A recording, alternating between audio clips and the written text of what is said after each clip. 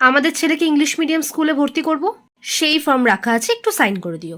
মানে আমি সরকারি স্কুলে ভর্তি করব বললাম, আবার তুমি ইংলিশ মিডিয়ামে ফর্ম নিয়ে এসছো কোন কারণে? সরকারি স্কুলে ভর্তি করব? ওখানের পরিষেবা ভালো, ওখানে মাস্টার ভালো, ওখানে পাশ ফেল আছে। তোমার মনে হয় আমাদের ছেলেকে ওখানে ভর্তি করলে মানুষের মতন মানুষ হতে পারবে? তো সরকারি স্কুলে শিক্ষক দেওয়ার দায়িত্ব কার? সরকারের। আর সেই সরকার চুজ করছে কারা? আমরা। তো আমরা ভোট দিয়ে সরকারকেও চুজ করব, আবার সরকার আমাদের শিক্ষা দেবে না, সেই শিক্ষার জন্য বাইরে যাব। আজকে একটা মধ্যবিত্ত ঘরের ছেলে কি করে পড়বে ইংলিশ মিডিয়াম স্কুলে? কি করে এত খরচা বের করবে?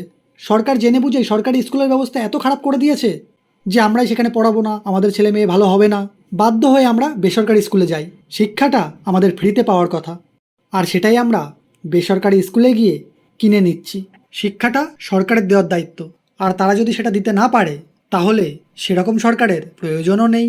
এবার তুমি ভোটটা দিতে গেলে ভেবেচিন্তে দেবে এই সরকার শিক্ষাটা আমাদেরকে প্রপার দিতে পারবে কিনা।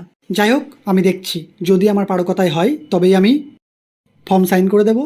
একটা সাধারণ মধ্যবিত্ত ঘরের ছেলে মেয়ে কী করে ইংলিশ মিডিয়ামে পড়বে? তার বাবা 10-12 হাজার টাকা 15 হাজার টাকা মাইনে পেয়ে কী করে তার পড়াশুনোর খরচ টানবে? আমরা প্রশ্ন করি না, সেই কারণেই আমরাই সমস্যায় পড়ি।